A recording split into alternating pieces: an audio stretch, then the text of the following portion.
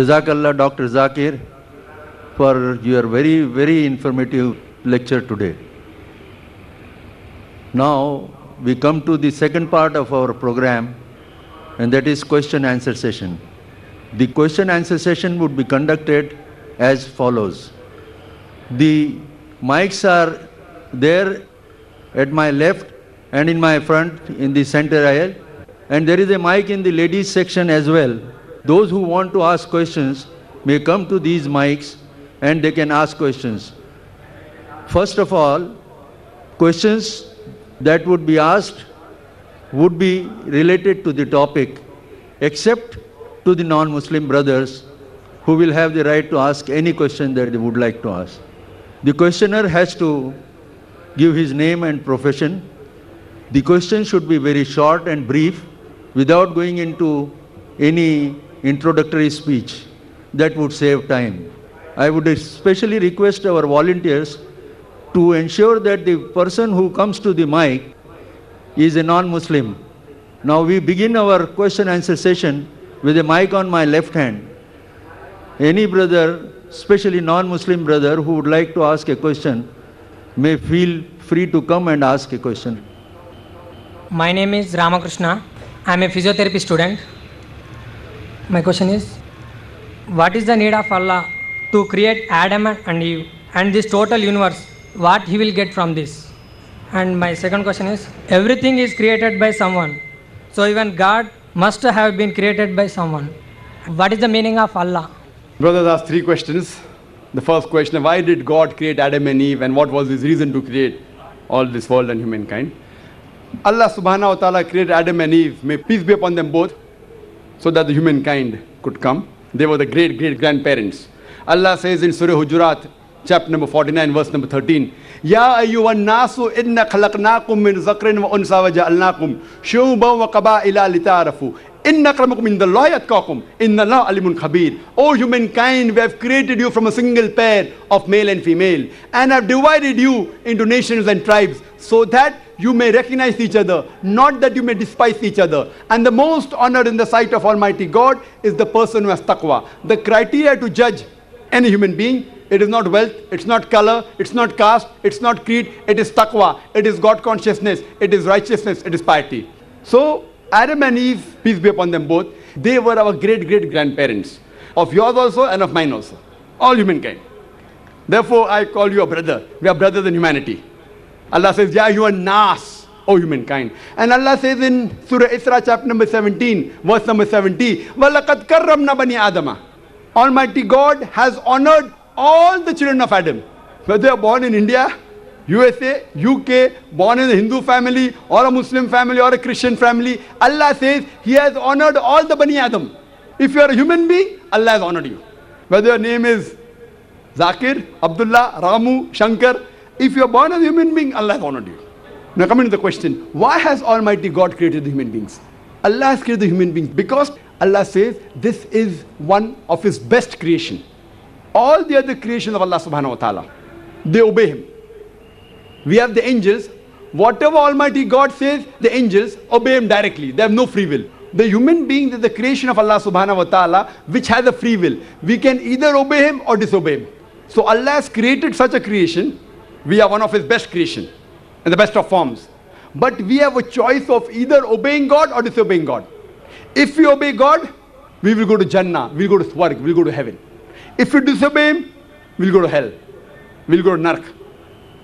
So this is a test for the hereafter. Allah says in Surah Mulk, chapter number 67, verse number 2, Allazi khalaqal mauta wal hayata. It is Allah who has created death and life to test which of you is good in deeds. So this life is a test for the hereafter. So Allah has created the human beings, and Allah says in Surah Dhariyat, chapter number 51, verse number 56, وَمَا خَلَقْتُ الْجِنَّ وَالْإِنسَ إِلَّا لِيَعْبُدُونَ. That we have created the jinn and the men not but to worship Him. So we are supposed to worship, obey the commandment of Allah subhanahu wa ta'ala. So this is a different creation of Allah subhanahu wa ta'ala, which has the free will of even going against Allah subhanahu wa ta'ala or obeying Him.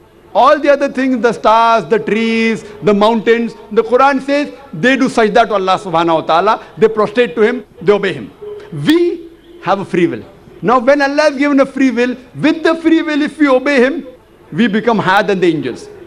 With the free will, if we disobey him, we become the partners of the devil. So he's created us for the test for the hereafter. Coming to your second question. Everything has a creator. Who created? God. If anyone says everything has a creator, it is a wrong statement. Every created thing has a creator. The definition of God is, he is uncreated. The moment you say who created God, he is not God. The definition of God is, he is uncreated. Suppose a person comes and asks you, that brother, my friend John, he was admitted in the hospital. He gave birth to a child. Can you guess, was it a girl or a boy? Can you guess? Try it out. Guess. Can't guess. Why? Can you on the microphone? Can you guess, was it a girl or a boy? Huh? See, brother John, he was admitted in the hospital. He gave birth to a child. Was it a girl or a boy? Can you guess? A 50% chance? Girl or boy? People are laughing. Why? Can you guess? Can't guess. Why? Even if you guess, can you get the answer right? Achha, can you guess? I'll give you two chances. Was it a girl or a boy? Try it out. Girl. Brother, can a man give birth to a child? There you made a mistake.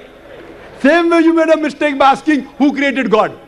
A man cannot give birth to a child. So where's the question of it being girl or a boy? See, now you understood. Now that's good, brother. So it was, a man cannot give birth to a child. So where's the question of a girl or a boy? So when you're asking who created God, God by definition, Allah by definition is uncreated. The moment you say who created Allah, he's not Allah. وَلَمْ يَقُلْ لَهُ كُفُوًا أَحَدٌ. There's nothing like him. Coming to your last part of the question. Who is Allah? Who is Allah? The best definition I can give you is quote to you Surah Ikhlas.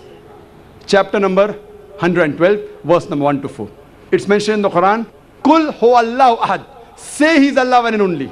Allahu samad. Allah the absolute eternal. Lam yalid wa lam yulad. He begets not nor is he begotten. Walam yakul lahu kufuwan ahad. There's nothing like him. This is a four-line definition of Allah subhanahu wa ta'ala.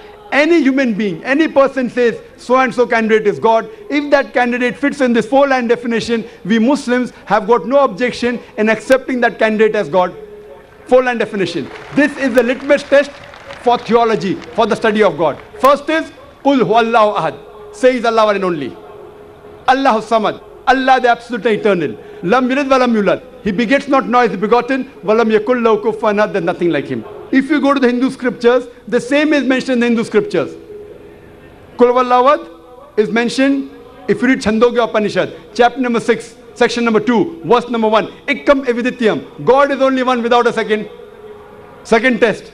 Allahu samad. Allah the absolute eternal. Bhagavad Gita chapter number 10, verse number 3 says, I am known as the Lord of all the worlds, the unbegotten, the beginningless. Third test. Lam yalid wa lam yulad. He begets not nor is he begotten. It's mentioned in the Shvetasvatara Upanishad, chapter number 6, verse number 9. Nachasya kasij, janita na chadipa. Of him there are no lords. He has got no parents. Almighty God has got no father. He has got no mother. And walam yakul lahu kufuwan ahad. There's nothing like him is mentioned in Shvetasvatara Upanishad, chapter number 4, verse number 19. And Yajurved, chapter number 32, verse number 3, where it says, Natasya pratima asti. Of that God, there is no pratima, there is no idol, there is no image, there is no photograph, there is no sculpture. Who says that? Yajurved, chapter number 32, verse number 3. Same as, Walam yakul lahu kufuwan ahad. So any person saying so and so candidate is God, if that candidate fits in this four-line definition, we Muslims have got no objection in accepting that candidate as God. For example, some people say, Bhagwan Rajneesh is Almighty God. Once during question answer time, a Hindu told me, we don't believe Bhagwan Rajneesh to be God. I had never said that the Hindus believe Bhagwan Rajneesh is God. I said some people believe Bhagwan Rajneesh to be God. Let us put this Rajneesh to test. First test is, Qul huwallahu ahad. Say he's Allah one and only. Was Rajneesh one and only? Was he the only man who claimed divinity? There are hundreds of them. And in this country, we have thousands of men who have claimed divinity. He's not the only one. But Rajneesh Bhakti said, no, he's unique. Let's go to the next test.